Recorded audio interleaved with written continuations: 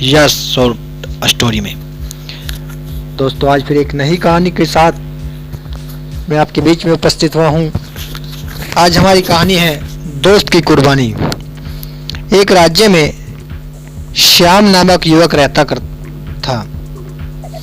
एक बार उसने राजा के किसी आदेश की अवहेलना कर दी। अपने आदेश की अवहेलना राजा को कतई गवारा नहीं थी। जो भी उसके आदेश की अवहेलना करता दंड का पात्र बनता।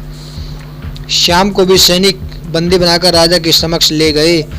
भरे दरबार में राजा ने उसे मृत्यु दंड सुनाया। अपने मृत्यु दंड पर श्याम बोला, महाराज, आपके द्वारा दिया गया मृत्यु दंड शिरोधार्य है, किंतु मृत्यु पूर्व मेरा आपसे एक निवेदन है, और वह यह है कि मुझे कुछ समय प्रदान किया जाए ताकि अंतिम बार मैं अपने परिवार से मिल सकूं। राजा ने एक सिर से उसका यह निवेदन अस्वीकार कर दिया। तुम पर कैसे विश्वास किया जाए? यहाँ से जाने के उपरांत तुम वापस नहीं लौटे तो तुम्हारा यह निवेदन अस्वीकार योग्य नहीं है। राजा के ये कहते ही राज दरबार में उपस्थित प्रजा में से एक युवक सामने आया और बोला, महाराज, मेरा आपसे निवेदन है कि श्याम को उसके परिवार से मिलने जाने दिया जाए। उसके वापस आते तक मुझे बंदी बनाकर रख लिया जाए। यदि वह आपसे वापस नहीं मिलता तो उसके स्थान पर मृत्युदंड दे दिया जाए।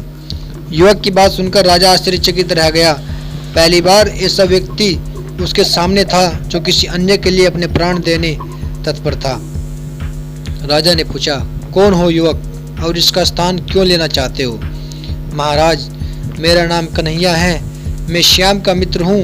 मुझे पूरा विश्वास है कि अपने परिवार से मिलकर ये अवश्य वापस आएगा, युवक बोला। राजा ने सैनिकों को कन्हैया को बंदी बना लेने का आदेश दिया और श्याम को परिवार से मिलने जाने की अनुमति प्रदान कर दी। श्याम को 6 घंटे का समय दिया गया जिसमें उसे अपने परिवार से मिलकर वापस आना था। श्याम घोड़े पर सवार होकर अपने परिवार से मिलने पहुंचा और सबसे मिलकर तुरंत वापसी की राह पकड़ ली। वह समय व्यर्थ नहीं करना चाहता था। समय पर राजा के समक्ष न पहुंचने पर उसके मित्र के प्राण संकट में पड़ सकते थे। तीव्र गति से घोड़ा दौड़ाते हुए राजमहल की ओर चला जा रहा था कि एक स्थान पर वह घोड़े से गिर पड़ा और चोटिल हो गया। इधर निर्धारित 6 घंटे पूरे हो गए। श्याम राजमहल नहीं पहुंच पाया। इसी स्थिति में कन्हैया को मृत्युदंड के लिए तैयार किया जाने लगा।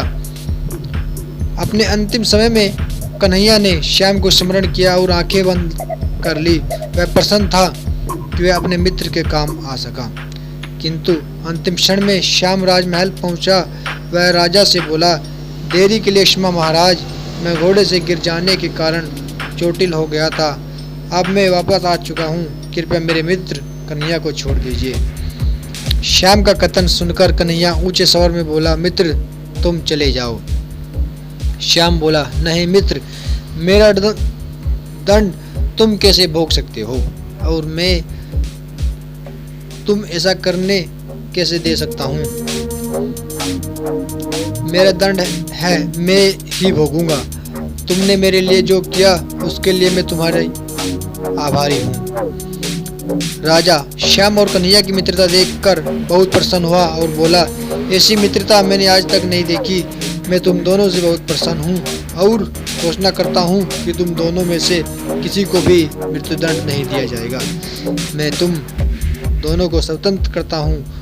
दोस्तों, इस कहानी से हमको सीख मिलती है कि सच्चा दोस्त वही होता है जो हर घड़ी आप पर विश्वास करता है और आपके साथ खड़ा रहता है। साथियों, आशा करता हूँ ये कहानी आपको पसंद आई होगी। इस कहानी को अपने दोस्तों के बीच शेयर कीजिए और हमारे चैनल को सब्सक्राइब कीजिए। धन्यवाद।